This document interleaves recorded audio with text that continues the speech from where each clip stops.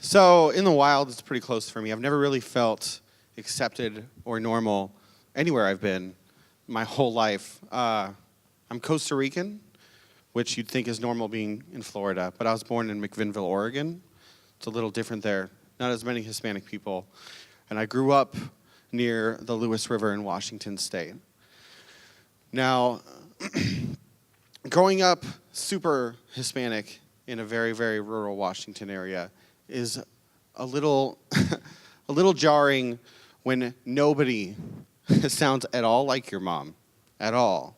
And being thrust all the way across the country to live in Florida and missing out on all the great Hispanic culture that I could have had is just as jarring.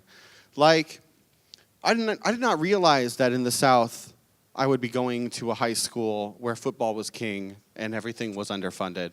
But that's exactly how it went. I didn't realize that in the South, when they taught the Civil War, it was not about slavery. That's not how it's taught everywhere else. So when I asked my history teacher, I thought it was about slavery, sir. He was like, listen, there's one thing I know. It's football. And I teach this during the daytime. I never really felt normal in this like little bubble of Florida where the Hispanic culture meets the Southern culture so aggressively. It's very unique. It's very unique to be the dorky Hispanic kid who has no accent whatsoever and really likes The King and I, to have the very, very strong pride of Puerto Rican culture versus the very, very strong pride of Southern culture. And not fitting in either. I also didn't really feel super content at home when I had a single mom who raised me for long enough to know that I met the man that I call dad when I was 8 years old. And having a father figure that wasn't necessarily there to be a father figure that to this day doesn't have my last name, never adopted me, but he put food on the table and he never yelled at my mom. That was very important to me, considering the father that I was born with.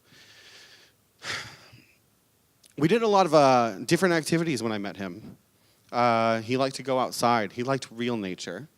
The worst thing about coming to Florida for him was how free sample your nature is here. These tiny trees, these flat lands. When people say they want to go hiking here, my dad used to say, that's just soggy walking.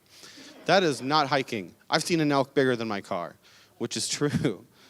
He took me inside Mount St. Helens, where it was blown out, so dark that you couldn't see the hand in front of you. He also took us to a river right on the border of Oregon and Washington that had 3 waterfalls, the upper, middle, and lower falls. And behind one of them was a little cave that you could actually walk in that the water had eroded. And I remember that was the most scared I'd ever been in my entire life.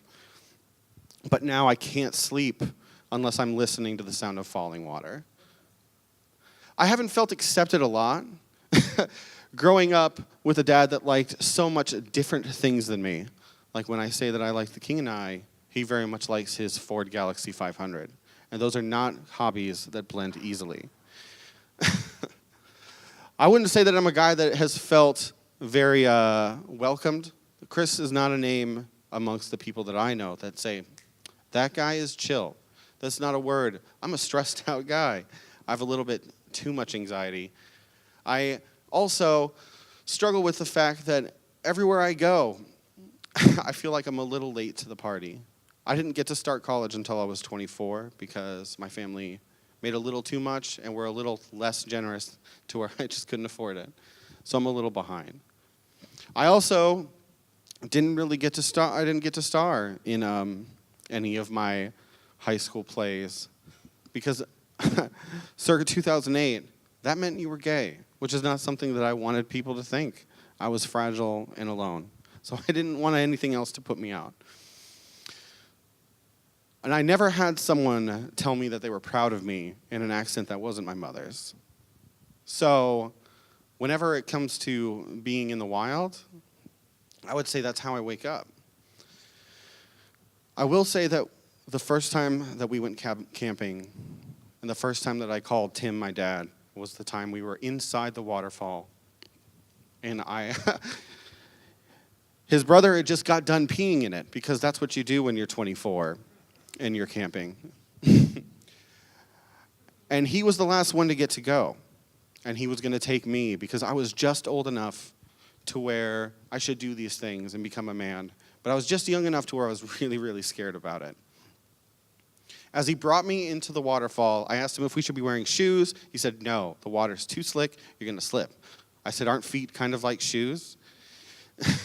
He did not appreciate my sarcasm. As I clung to the wall, I walked, and he said, there's an opening at the end, and I really want you to see it, because it's not something you're going to get to see, because we're going to be moving soon. I said, okay, fine. And as we walked slowly, I looked at the waterfall, and I said, Dad, what if I fall? And that was the first time I had called him Dad. And he said, if you fall, that water's going to push you down, and it's going to keep pushing, because that's how waterfalls work. The water doesn't come out. You don't spit out. It's going to keep you there forever. I said, well, I don't want to go. He said, don't worry. Because, son, if you fall, I'm going to jump and push you out. Thank you. My name is Chris Thornhill. You guys have been a lot of fun.